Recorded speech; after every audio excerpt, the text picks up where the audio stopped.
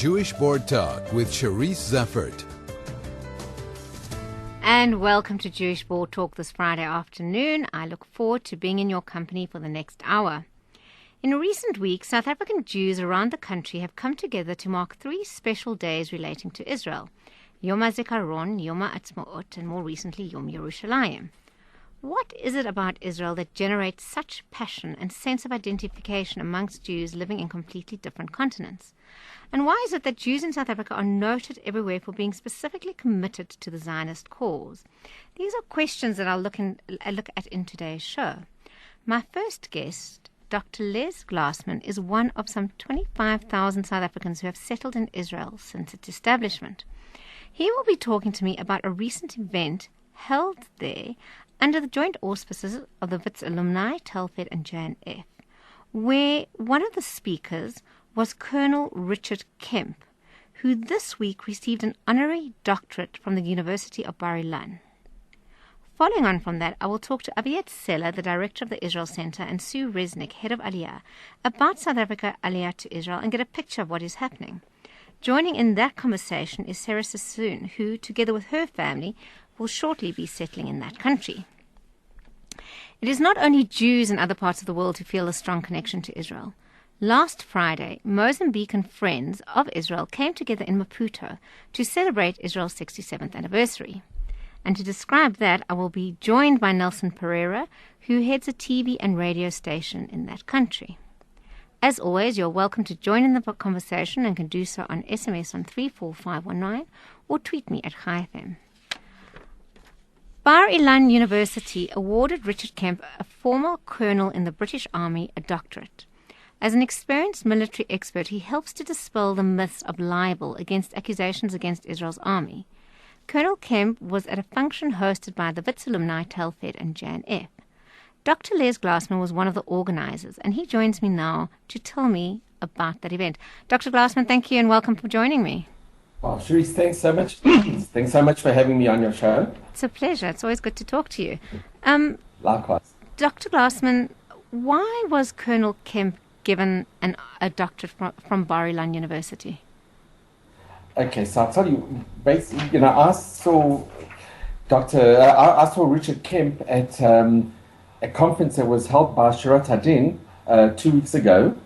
And he was one of the keynote speakers at this conference, which was held in Jerusalem, where we had the Lieutenant General Moshe Ya'alon, the Israeli Defense Minister, who also spoke at the conference. And, his credentials, he was, as you mentioned, he headed the British Armed Forces in Afghanistan. He's been a military man for the last 30 years. In different operations all over the world. And his take on the situation here in Israel is very much appreciated. So I actually saw him at this conference, and I went up to him and I asked him would he be willing to attend our talk the following week. And he said not only would he be willing, when he heard that it was a South African event, he said he'd love to speak as well. So it was such a great honor and a privilege to invite him, to extend an invitation to Richard Kemp. I'd actually met Richard about 5 years ago at a Dori Gold conference in Jerusalem. That was after the caste-led war in Gaza from 2008 and the Goldstone Report. And he was a keynote speaker at the Dori Gold conference. And after I met him, I went up to him and asked him for his card. And I said, could I be in contact with you? And I mentioned that I do have contacts with the South African Zionist Federation. Would you be interested in maybe one day going to South Africa? He said he'd love to.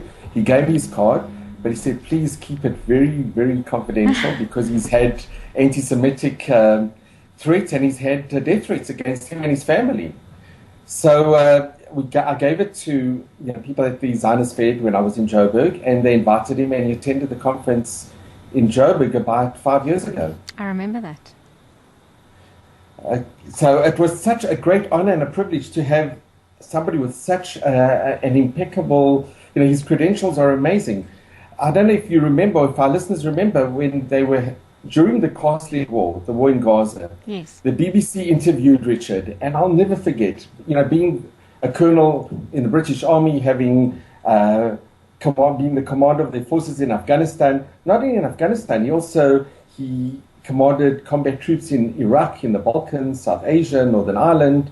He was a professional military expert. So they asked him what was his take on what was going on in Gaza, and he turned around and he made a statement, it's an iconic statement. He said that the IDF has made more effort than any army in the history of warfare to save the lives of innocent civilians on the battlefield. And the interviewer, when she heard this, she was like, she could not believe, his statement that he just made. And then she said, well, what about all the casualties, the civilians that Israel's inflicted on the women and the children in Gaza? And he turned around and said, that was the same time they're having the conflict in Iraq and Afghanistan. He said, well, what do you think is happening with the British and American forces in Iraq and Afghanistan? Unfortunately, there's also collateral damage. But he says Israel takes such extra care in trying to protect civilians that no other army anywhere else in the world does. And interesting enough, he was never really interviewed on BBC about the Gaza war after that. He's been interviewed many other times on different conflicts. But it was such a breath of fresh air to hear somebody who was not coming from the Israeli government speaking, a spokesman. This was an independent British military commander of forces, somebody who was really well respected, giving his point of view. And it was on BBC. One can Google it. One can see that interview. It was phenomenal. And people in Israel were so appreciative that he stood up for Israel. We realized here we have somebody who is a true friend of Israel, somebody who is just looking at the truth and saying it as it is, which is so unique. You don't really hear that much on the world media. Dr. Glassman, we are going to take a short break, but after the break, at that evening you hosted, somebody asked him, what motivates you? And after the break, we're going to pick up on why Colonel Kemp does what he does.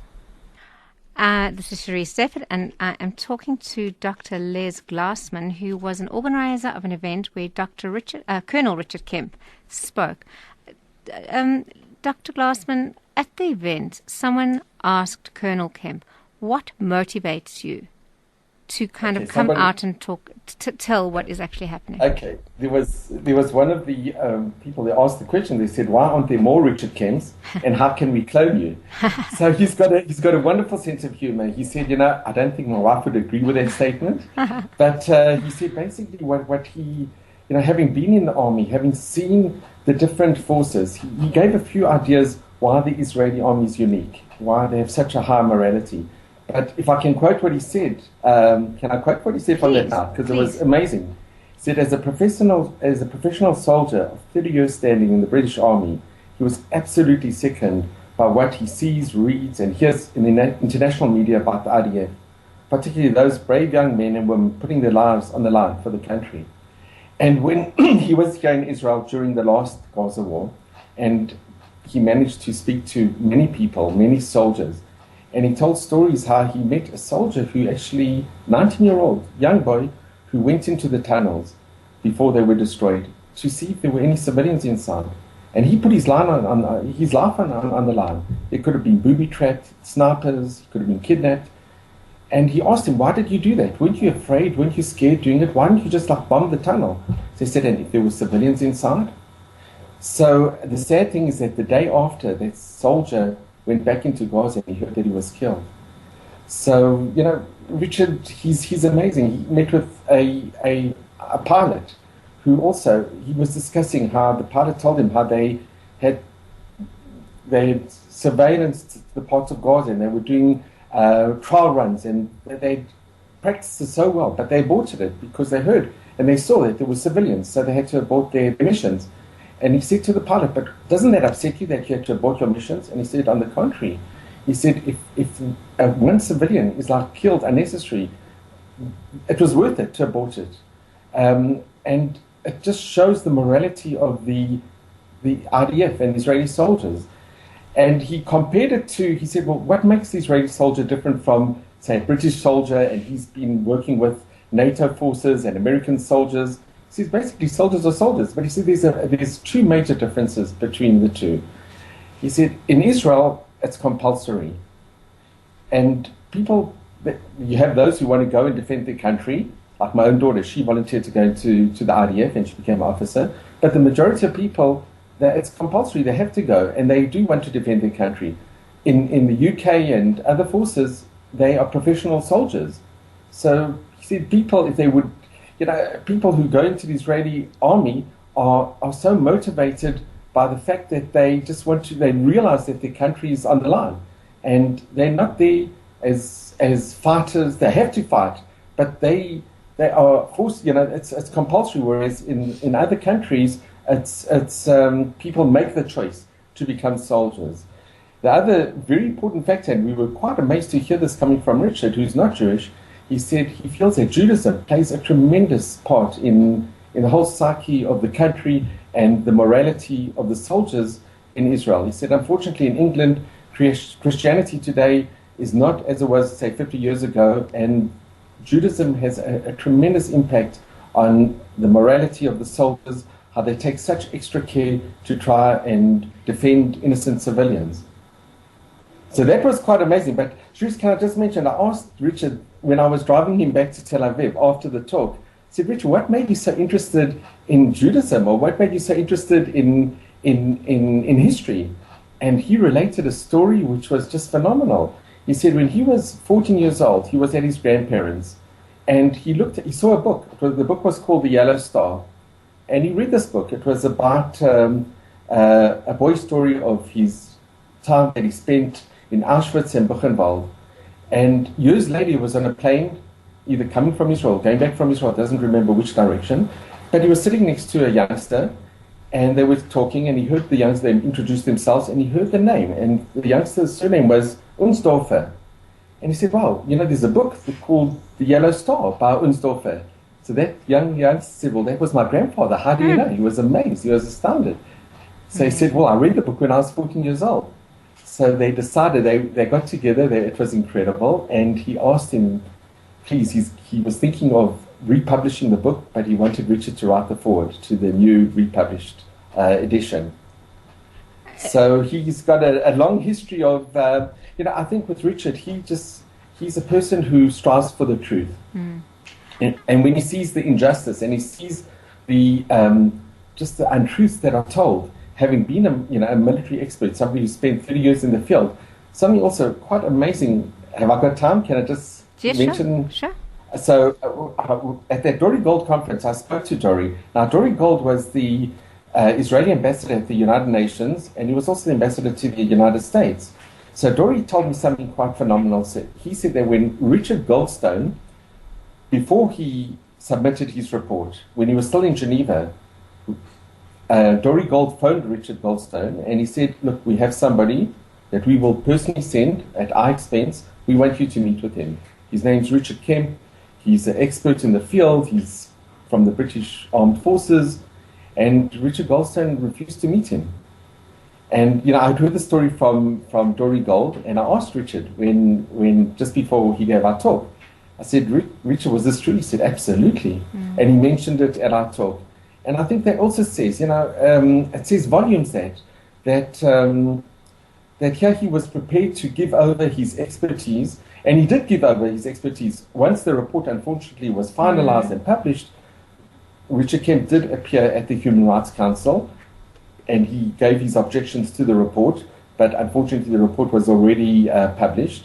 And when when Goldstone recanted, it was a lot too late, too little too late, and the damage was already done. Dr. Glassman, you mentioned something very important. I think we mustn't lose sight of that. The Israeli army is under permanent, intense scrutiny. I don't think a soldier can do anything without somebody knowing about it. Dr. Kemp does what he does not out of some ideological belief or some kind of friendship with Israel. He does it because he is an expert in the military field, and he understands, and he has experience in Britain's role in Afghanistan that can help him judge what Israeli soldiers are doing. So I think we've got to be clear that he's not doing it because he is, ideological. He's doing it because it is the right thing to do. Absolutely. Now, he mentioned to us also one of the things that drives him. When he was in Afghanistan and he was faced with similar suicide bombers and different aspects, so he thought, what should he do? As the commander of the British forces, he wanted to protect his own forces. So he contacted the RDF, and within a day, the top generals came to meet with him. They had discussions, and he also mentioned something interesting. He says he's not the only one in the British Armed Forces. He said there are many people in the British Armed Forces that really respect. He said all the British, well, the majority of British Armed Forces, they look at the Israeli RDF with such admiration. But what was struck out at his talk, something quite incredible, is that the Israeli RDF generals came to meet with him. They gave over whatever they could to help to have this, from what they had experienced here in Israel, so they could teach and prevent further casualties in Iraq and in Afghanistan. And he learned so much from the sharing of the knowledge. He said the cooperation between the RDF and the British forces was quite incredible. It's low-key. Nobody, it's not in the front pages of the newspapers, but there was tremendous cooperation between the RDF and the British forces. And also with terrorism, when they had that terrorist attack on the tube and the bus, yes. So immediately they contacted the Israeli forces, and they worked out how they could prevent further atrocities.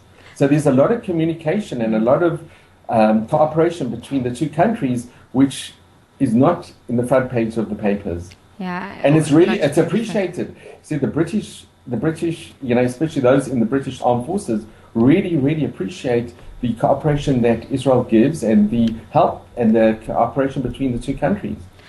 Dr. Glassman, thank you so much for joining me. My next topic is on Aliyah, South Africans moving to Israel, making Aliyah. So I know Cherise, it's a topic thank you so much. but And Chag Sameach to all our listeners, and thank you so much for having me. Thank you. After the break, Aviet Seller and Sue Resnick